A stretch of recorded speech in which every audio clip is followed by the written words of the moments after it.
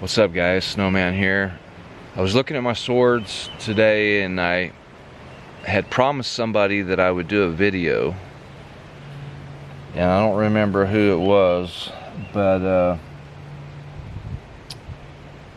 I like to keep my word, so here we are to do the video for you. And so this one is this is a medieval sword that I made out of 5160.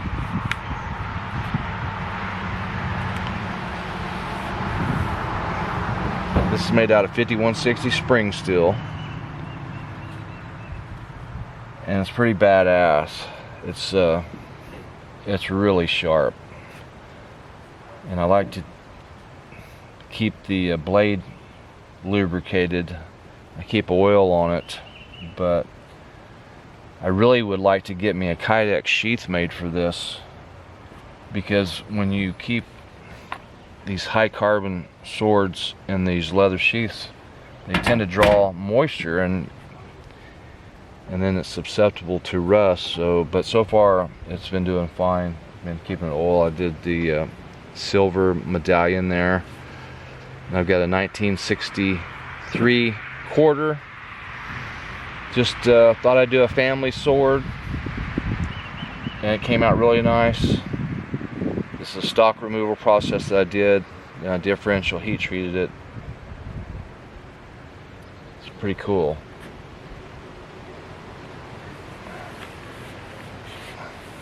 I just added this. This is a handmade dagger that I did out of W2 tool steel.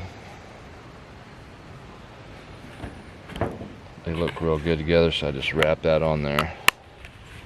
But yeah, I started another one of those. I got one out of my shop. It's just in the raw stages. But I was planning on making another one of those, but hopefully I can get to it, because well, I've got some hollow handle knife projects that I'm also working on as well. But this is a sword that I made. This is just like 1045 carbon steel, and it came out pretty cool. I put a Rambo survival knife handle on there. Got a really cool talon claw pommel in. It's full tang. It goes all the way to the end of the pommel. So it's pretty robust. It's like a hand and a half. It's really light and fast. And that came out pretty neat. One of a kind, just like this one here. But let's see let's compare it to this Wakizashi. This is a Wakizashi. I didn't make this. I bought this one. This is 1060 carbon steel. It's got a really nice full tang, razor sharp, and 19.5 inch blade. It's really neat. I love that handle on it.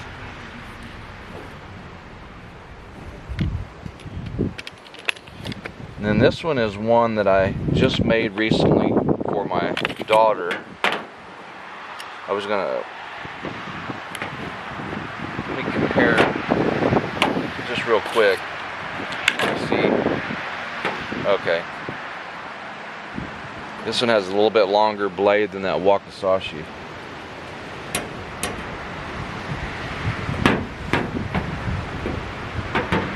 This one, I know this is a 19.5 inch blade. This one is around 17.5 inches. So I did it shorter. I purchased this handle. It came from Asia. And then what I did was, this is 1060 carbon steel. It came as a long sword, and I just cut it down, put the hibaki on there. I handmade the guard, and I put a lockout pin right here out of steel. I just want a shorter version. And she really loves it, so that's all that matters. And she displays this in her room, and it just came out really nice.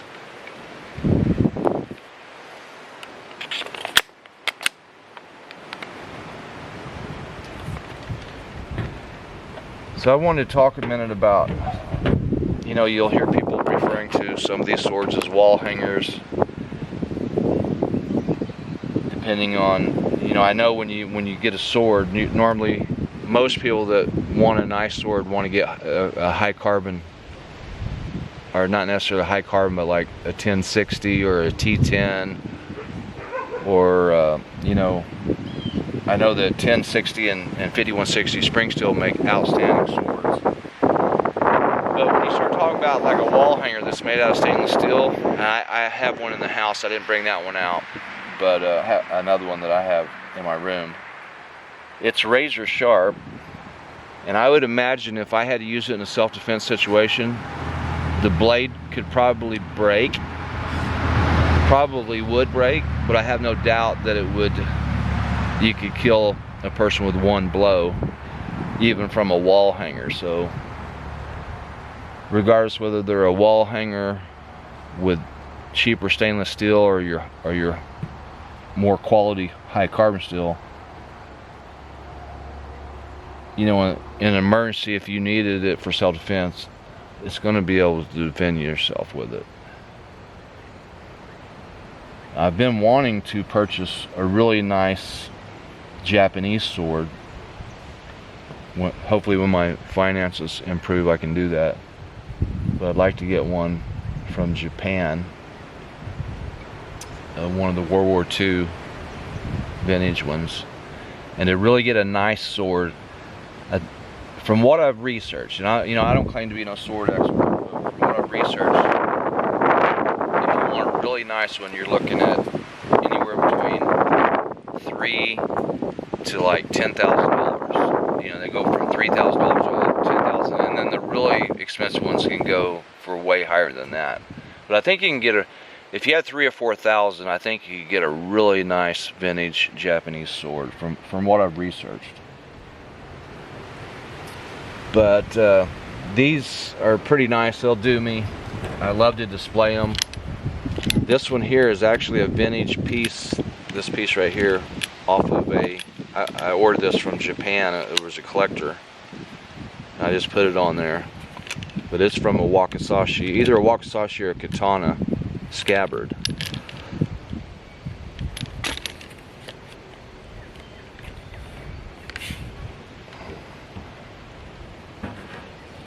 I know there's a lot of guys out there that collect these swords, and it's a big business, and they know a lot about swords. So I have a lot of respect for those guys that know a lot about them. And like I said, I don't claim to be no expert.